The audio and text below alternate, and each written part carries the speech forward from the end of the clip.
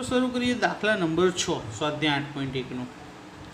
ખૂણો એ અને ખૂણો બી એવા લઘુકોણ છે કે જેથી cos a બરાબર cos b સાબિત કરો, અને જેમાં ખૂણો એ અને ખૂણો બી બંનેના માપ કેવા હોય, સમાન, એવું આપણે સાબિત કરવાનું છે। તો એના માટે આપણે અહીંયા બે ત્રિકોણ લઈએ છીએ, કારણ કે cos a અને cos b નું માપ સરખું લેવું છે, તો પહેલાં બે ત્રિકોણ આપણે લઈએ। ધારો કે ત્રિકોણ APQ માં આ રહ્યો ત્રિકોણ AP અને Q, ખૂણો P બરાબર 90, P બરાબર 90। આ દાખલો રાઇડર જેવો છે એટલે યાદ રાખવો પડશે, એટલે મહેરબાની કરીને દરેક જણ આ દાખલો વ્યવસ્થિત બે વાર જોજો અને પછી તૈયાર કરી લેજો સરસ રીતે। એ જ રીતે ત્રિકોણ BMN, BM અને N એમાં M ખૂણો 90 છે। તો આટલી ખબર પડી ગઈ, આકૃતિ વિશે બે વાક્ય લખ્યા। હવે પહેલામાં cos a, આપણને cos a અને cos b કીધું ને, તો cos a એનું cosનું સૂત્ર શું થાય, પાસેની બાજુ છેદમાં કર્ણ, આ પાસેની બાજુના કર્ણ કહેવાશે।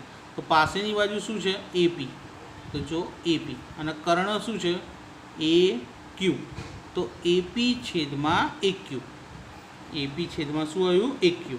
એ જ રીતે cos b એમાં પણ આ પાસેની બાજુ અને આને શું કહેવાશે, કર્ણ, તો BM છેદમાં BN, તો cos b બરાબર BM છેદમાં BN।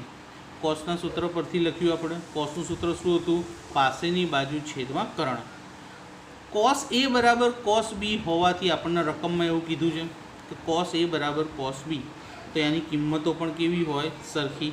તો AP છેદમાં AQ બરાબર BM છેદમાં BN, કિંમતોને સરખાઈ દીધી।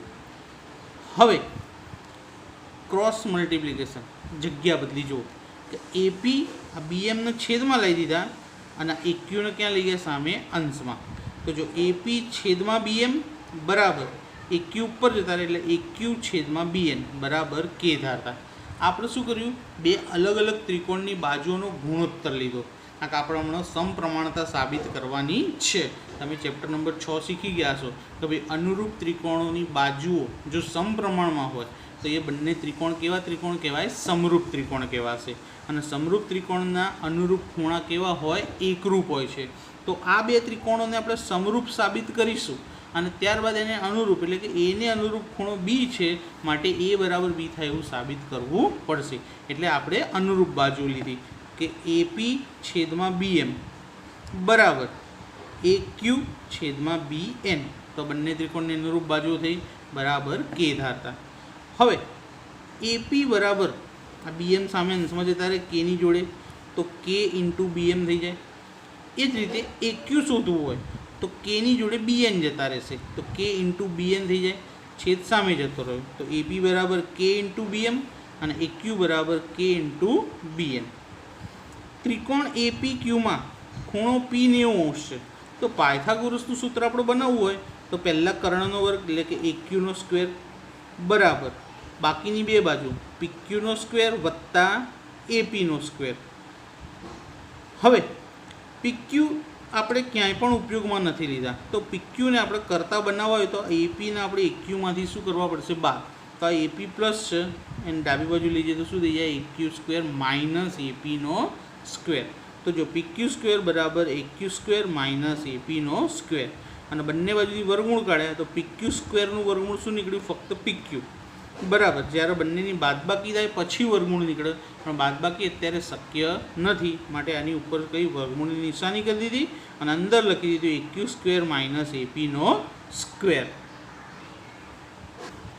તો હવે એ જ રીતે બીજા ત્રિકોણમાં, ત્રિકોણ BM અને N માં, ત્રિકોણ BMN માં ખૂણો M બરાબર 90 છે, માટે એમાં પાયથાગોરસનું સૂત્ર, તો પહેલાં કર્ણ BNનો સ્ક્વેર બરાબર બાકીની બે બાજુ એટલે કે MNનો સ્ક્વેર વત્તા BMનો સ્ક્વેર, કર્ણનો વર્ગ બરાબર બાકીની બે બાજુના વર્ગોનો સરવાળો।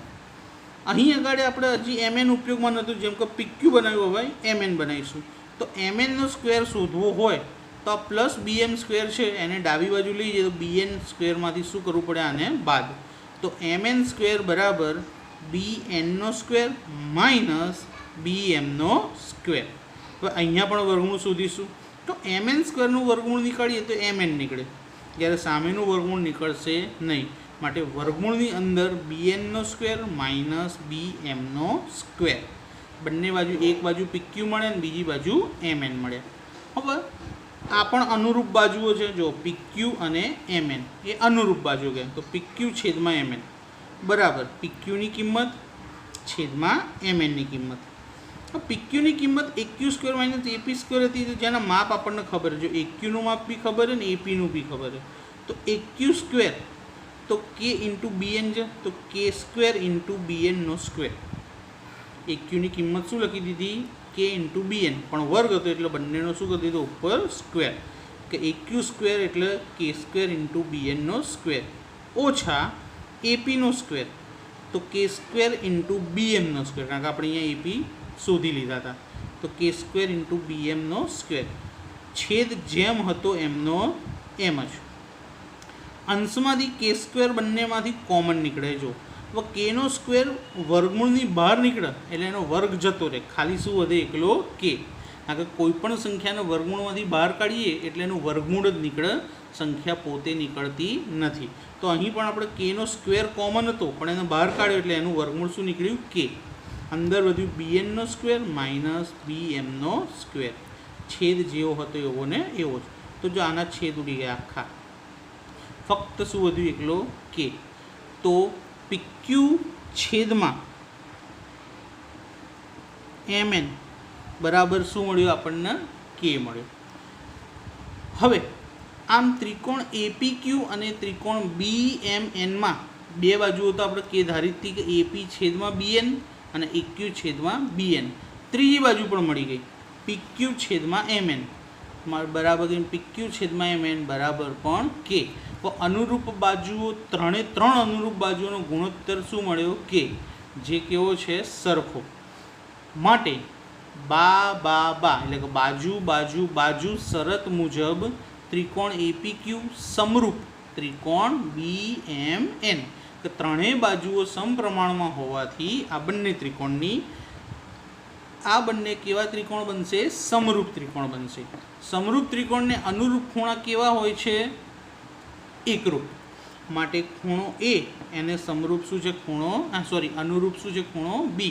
માટે ખૂણો a બરાબર ખૂણો b, જે આપણે સાબિત કરવાનું હતું. થઈ ગયું સાબિત.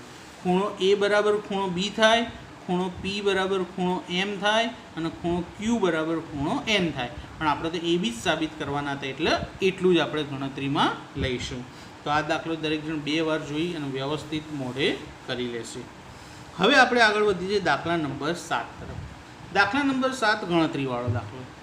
ગણતરીવાળો દાખલો એટલે એની અંદર આપણે યાદ રાખવાનું ઓછું, રીત જ યાદ રાખવી અને જેમ જેમ ગણતરી કરતા જેમ જવાબ મળતો જાય. તો જો cot θ બરાબર 7 અષ્ટમાંશ હોય તો number 1 1 plus sine theta into 1 minus sine theta upon 1 plus cos theta into 1 minus cos theta, અને નંબર 2 કોટ સ્ક્વેર થીટા શોધો. આ બે વસ્તુ આપણને શોધવાની કીધી છે. પણ કોટ થીટા પરથી પહેલાં સાઇનનું માપ કોસનું માપ શોધવું પડશે, તો આપણે એની કિંમત આની અંદર મૂકીને શોધી શકીશું. અને એના માટે ત્રિકોણ દોરી દાખલો ગણવો પડે. તો પહેલાં ત્રિકોણ દોરીએ. તો સૌપ્રથમ ધારો કે ત્રિકોણ એબીસીમાં ખૂણો b 90 છે. કારણ કે આપણને ત્રિકોણનું માપ આપ્યું નામ આપ્યું નથી. ખૂણો c બરાબર થીટા ધારી લીધો. એના પણ ધરાય મેં તમને હમણાં કીધું હતું, પણ અહીંયા નીચેવાળો ધારો તો સહેલો રહે, સામેની બાજુ પાસેની બાજુનો કરણ. તો કોટ થીટા બરાબર 7/8. કોટ થીટાની કિંમત આપેલી છે. 7/8 બરાબર શું ધાર્યું? બીસી છેદમાં ab. કેમ બીસી છેદમાં ab? કારણ કે કોટનું સૂત્ર છે પાબા છેદમાં સાબા. એટલા માટે થીટા આપણે અહીંયા મૂક્યો છે. માટે સીની પાસેની બાજુ શું થશે? બીસી, અને સામેની બાજુ કઈ થશે? ab. એટલા માટે બીસી છેદમાં ab આપણે ધાર્યા છે. તો હવે કોટ થીટા બરાબર 7/8 બરાબર બીસી છેદમાં ab. તો બીસી છેદમાં ab બરાબર 7/8 અને બરાબર શું ધારી લઈએ? k. તો જેટલી વખત બી કોઈ એક ગુણોત્તર પરથી બીજા ગુણોત્તરના માપ શોધવાના હોય તો આકૃતિ દોરી અને એનું જે માપ આપ્યું હોય એનું સૂત્ર લખી અને એને k ધારી લેવો. તો અહીં પણ BC છેદમાં AB બરાબર 7/8 બરાબર K ધારતા. તો BC બરાબર 7K અને AB બરાબર 8K. તો આટલું ધારી લીધું. BC અને ABનું માપ મળી ગયું. ત્રીજું માપ હજી ACનું મળ્યું નથી. તો એના માટે પાયથાગોરસ આવશે. ત્રિકોણ ABCમાં ખૂણો B બરાબર 90°. તો પાયથાગોરસનું સૂત્ર આગળ બધામાં આ જ ત્રિકોણ આવ્યો તો AC² બરાબર AB² વત્તા BC². ABનું માપ કેટલું છે? 8K કૌંસની બહાર સ્ક્વેર વત્તા BC²નું માપ કેટલું છે? 7K. તો 7K કૌંસની બહાર સ્ક્વેર. 8નો વર્ગ 64 Kનો સ્ક્વેર વત્તા 7નો વર્ગ 49 Kનો સ્ક્વેર. 64 અને 49નો સરવાળો કરીએ તો 113. તો AC² બરાબર 113 Kનો સ્ક્વેર. સરવાળો કરી લીધો. સરવાળો કરતી વખતે ઘાત એની એ જ રહેશે, ડબલ નહીં થાય, ધ્યાન રાખજો. તો હવે AC² પરથી AC એટલે વર્ગમૂળ શોધ્યું. તો K² વર્ગમૂળ K, પણ 113નું વર્ગમૂળ નીકળતું નથી કારણ કે અવિભાજ્ય સંખ્યા છે, અવયવ પડતા જ નથી. તો 113 ક્યાં લખી દીધા? વર્ગમૂળમાં લખી દીધા. તો AC એટલે કે ત્રીજી બાજુનું માપ આપણને મળી ગયું વર્ગમૂળમાં 113K. હવે આની અંદર કિંમત મૂકવા માટે સાઇન થીટા અને કોસ થીટા શોધવા પડશે. જ્યારે બીજામાં તો કોટ સ્ક્વેર થીટા કીધું જે આપણને આપેલું જ છે. તો પહેલાં સાઇન અને કોસ શોધી લઈએ. સાઇન થીટાનું સૂત્ર ફરી એક વખત બોલું છું, સામેની બાજુ છેદમાં કર્ણ. તો આ રહ્યા થીટા, સામેની બાજુ છેદમાં કર્ણ એટલે કે AB/AC. ABનું માપ છે 8K, ACનું માપ છે વર્ગમૂળમાં 113K. K બંનેમાંથી ઉડી ગયા. તો વધ્યું શું? 8 છેદમાં વર્ગમૂળમાં 113. તો શું મળ્યું આપણને? Sine theta. હવે કોસ થીટા શોધીએ. કોસ થીટાનું સૂત્ર પણ એક વખત કહું ફરી, પાસેની બાજુ છેદમાં કર્ણ. પાસેની બાજુ એટલે થીટાની પાસેની બાજુ BC, કર્ણ AC. તો BC છેદમાં AC. BCનું માપ કેટલું છે? 7K. તો 7K અને ACનું માપ વર્ગમૂળમાં 113K. અહીં પણ K ઉડી ગયા. તો શું વધ્યું? 7 છેદમાં વર્ગમૂળમાં 113. તો સાઇન અને કોસ થીટા બંને મળ્યા. તો પહેલી ગણતરી શરૂ કરીએ. શું માંગ્યું? તો આપણી જોડે 1 + sine theta into 1 - sine theta upon 1 + cos theta into 1 - cos theta. હવે પ્લસ અને માઇનસ રકમ બધી સરખી છે, ખાલી નિશાની જુદી.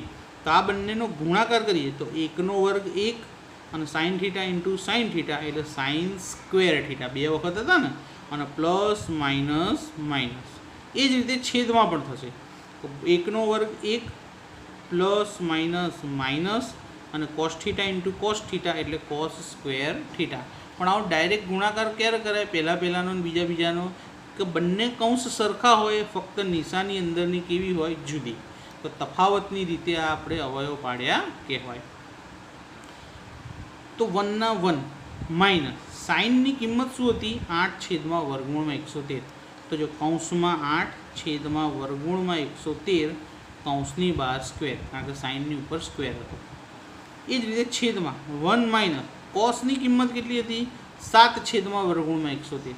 તો કૌંસમાં 7 છેદમાં વર્ગમૂળમાં 113 કૌંસની બહાર સ્ક્વેર, કારણ કે કોસની ઉપર પણ સ્ક્વેર હતો. હવે વર્ગ કરીએ તો 1 માઇનસ 8નો વર્ગ કેટલો થાય? 64. વર્ગમૂળની અંદર કોઈ સંખ્યા હોય અને એનો વર્ગ કરવો હોય તો ખાલી વર્ગમૂળ જતું રહે, સંખ્યા એની એ જ રહે. તો 64 છેદમાં 113. એ જ રીતે છેદમાં 1 માઇનસ 7નો વર્ગ શું થાય? 49. જ્યારે રૂટમાં 113 હતા તો એનું રૂટ જતું રહેશે, ખાલી 113 વધશે. હવે ચોકડી ગુણાકાર કરીશું કે 113 × 113 ઓછા 64 અને આખાના છેદમાં 113 અંશમાં થયું. છેદમાં પણ 113 × 113 ઓછા કેટલા છે? 49 અને આખાના છેદમાં 113. તો બંનેમાંથી 113 બંનેનો છેદ ઉડી ગયો. 113માંથી 64 બાદ કરીએ તો 49 અને 113માંથી 49 બાદ કરીએ તો 64. તો આપણી કિંમત શું મળી? 49 છેદમાં 64. એટલે કે પહેલાંનો જવાબ મળી ગયો આપણને 49 છેદમાં 64. હજી બીજું શું શોધવાનું કીધું? આપણને cot² થીટા. એ એકદમ સિમ્પલ વસ્તુ છે. કોટ સ્ક્વેર થીટા બરાબર કોટની કિંમત કેટલી આપી હતી 7/8 તો સ્ક્વેર કર્યો તો 7/8નો સીધો વર્ગ 7નો વર્ગ 49 8નો વર્ગ 64 તો કોટ સ્ક્વેર થીટા બરાબર પણ 49/64 મળી ગયું. હવે પહેલો દાખલો તો અલગ જ હતો પણ આ બીજો દાખલો એ કોટ સ્ક્વેર થીટા. તો આવી જ રીતે તમે ટેન શોધીને ટેન સ્ક્વેર થીટા, કોસ શોધી કોસ સ્ક્વેર થીટા, સાઇન શોધી સાઇન સ્ક્વેર થીટા, સેક શોધી સેક સ્ક્વેર થીટા અને કોસેક શોધી કોસેક સ્ક્વેર થીટા પણ શોધી શકશો અને શોધવાના છે, જે તમારે હોમવર્કમાં ગણવાનું રહેશે. બરાબર.